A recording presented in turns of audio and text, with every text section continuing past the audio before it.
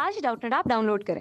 Doubtnut पर अपने सभी गणित, रसायन विज्ञान, भौतिक विज्ञान और जीव विज्ञान के डाउट्स का करो सफाया। बस प्रश्न की फोटो खींचो, एक ही प्रश्न को क्रॉप करो और तुरंत वीडियो सोल्यूशन पाओ। अभी डाउनलोड करें। हेलो दोस्तों, हमारा प्रश्न है कि एक अभिसारी लेंस बनाता है।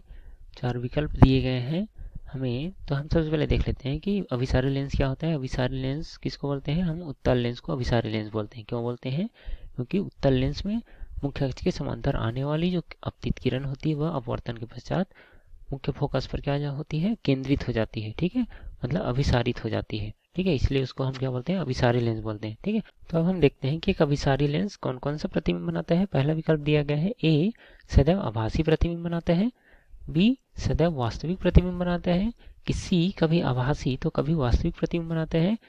चौथा विकल्प दिया है डी, इनमें से कोई प्रतिबिंब नहीं बनाता है। ठीक है, तो हम क्या करते हैं, दो तीन किरण आरेख देखते हैं, उसके बाद हम समझते हैं कि अभिसारी लेंस आभासी प्रतिबिंब बनाता है कि वास्तविक बनाता है कि दोनों बनाता है। ठीक है, तो यहाँ पर हमने लिए है तीन स्थितियां जिसमें हम वस्तु को कहाँ पर रखे हैं।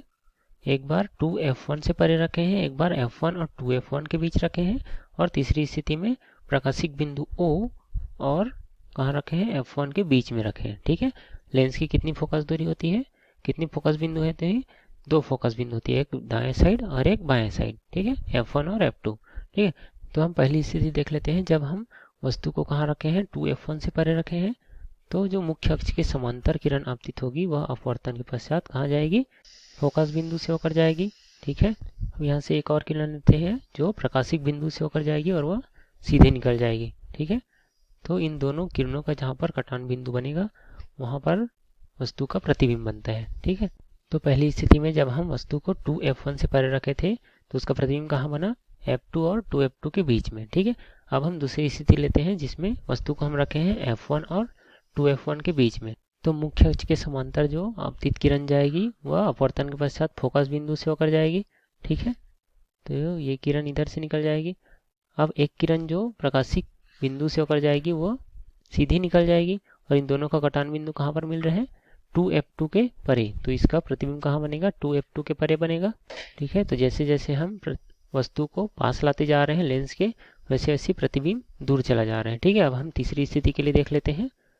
यहाँ पर जब हम प्रकाशिक बिंदु और f1 के बीच में रखें तो इसका एक जो अपतित किरण आएगा मुख्य अक्ष के समांतर वो अपवर्तन के पश्चात कहाँ जाएगा? f2 से होते हुए। ठीक है, और एक किरण जो प्रकाशिक केंद्र से होकर जाएगी वो कहाँ जाएगी? सीधी निकल जाएगी। ठीक है, तो देखिए ये जो किरण है, दोनों किरण वो आगे जाकर एक दूसरे से नहीं मिलेंगी। ठीक है, तो हम क्या करते हैं, इसके प्रतिबिंब बनाने के लिए इन दोनों को पीछे की ओर बढ़ाते हैं। ठीक है, उसको हम क्या बोलते हैं? आभासी लाइन बोलते हैं। ठीक है, तो ये आएगा कुछ इस प्रकार, और इसको बना लेते हैं हम पीछे। ठीक है, तो दोनों का जहाँ पर कटान बिंदु मिलेगा वहाँ पर बनेगा वस्तु का प्रतिबिंब। ठीक है, तो ये कहाँ पर बना है? 2f1 के परे बना है। और कैसा प्रतिबिंब बना है? आभासी प्रतिबिंब बना है, क्योंकि यह आपतित किरण के विपरीत दिशा में है और मुख्य अक्ष के ऊपर है और आभासी लाइन के द्वारा बने हैं। ठीक है, इसलिए यह आभासी प्रतिबिंब होगा। ठीक है, तो इन तीन किरण आरेखों से हमने देखा कि उत्तल लेंस से पहले दो प्रतिबिंब कैसे हैं? वास्तविक हैं। ठीक है, क्योंकि ये आपतित किरण की दिशा में बने हुए हैं। ठीक है, और तीसरे प्रतिबिंब में जो तीसरे किरण आरेख में जो प्रतिबिंब बना है वह आभासी लाइन के द्वारा बना है। ठीक है, इसलिए कौन सा प्रतिबिंब है? ये आभासी प्रतिबिंब है। ठीक है, तो इससे यह पता चलता है कि उत्तल दर्पण से दोनों प्रकार के प्रतिबिंब बनते हैं, वास्तविक प्रतिबिंब और आभासी प्रतिबिंब। ठीक है, अब आइए हम विकल्प देख लेते हैं। अब एक अभिसारी लेंस बनाता है, पहला विकल्प दिया है सदैव आभासी बनता है। ठीक है, तो ये तो गलत हो जाएगा। ठीक है, बी विकल्प दिया है सदैव वास्तविक प्रतिबिंब बनता है, जबकि इसमें आभासी और वास्तविक दोनों बनते हैं, तो ये विकल्प भी गलत हो जाएगा। सी विकल्प दिया है कि कभी आभासी तो कभी वास्तविक प्रतिबिंब बनता है। ठीक है, तो हमारा विकल्प सी सही हो जाएगा। ठीक है, और डी बोला गया है कि इनमें से कोई प्रतिबिंब नहीं बनाता है, जबकि इसमें प्रतिबिंब बनता है। ठीक है, कभी आभासी तो कभी वास्तविक।